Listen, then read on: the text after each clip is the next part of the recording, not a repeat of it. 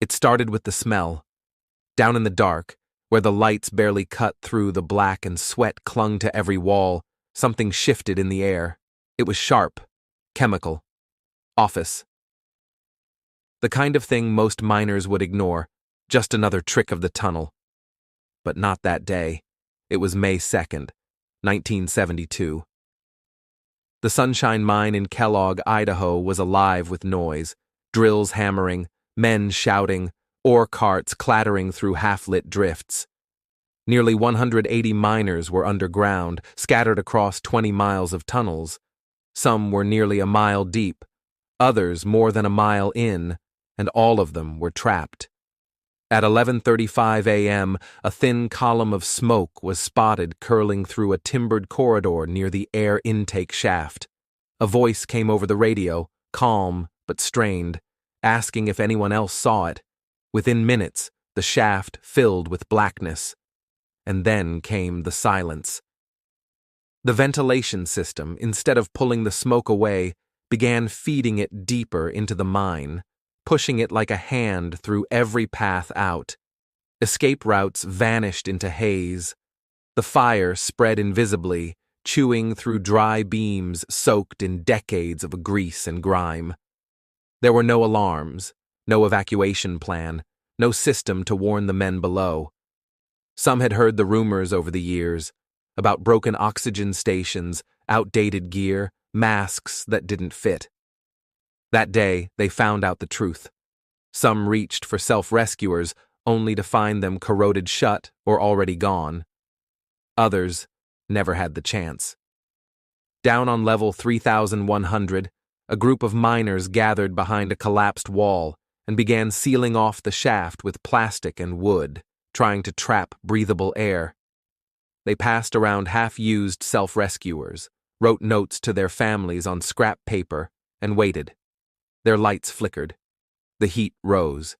Hours passed. On other levels, men crawled through black tunnels, arms locked together, whispering to keep one another awake. Some suffocated mid-sentence.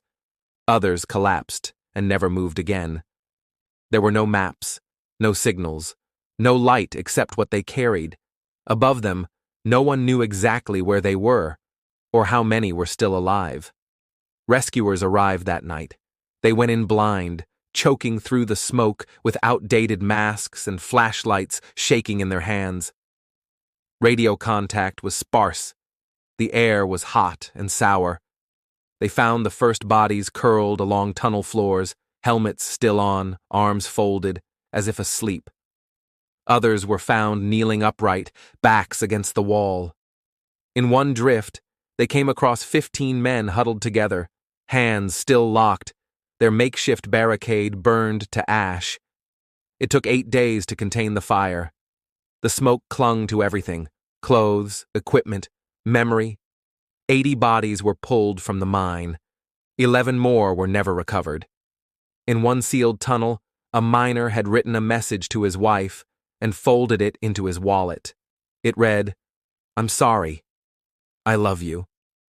The federal investigation called it a tragedy. But that wasn't true.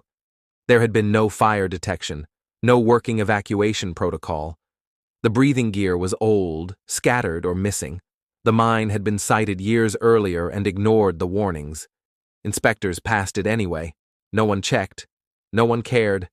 The miners didn't stand a chance. The Sunshine Mine reopened a year later. Today, a white marble statue stands near the entrance, 2 miners, one helping the other up. People leave flowers at its base. The wind moves through the trees. The mine is sealed now, quiet. But under all that earth, the failure still echoes. This was no accident.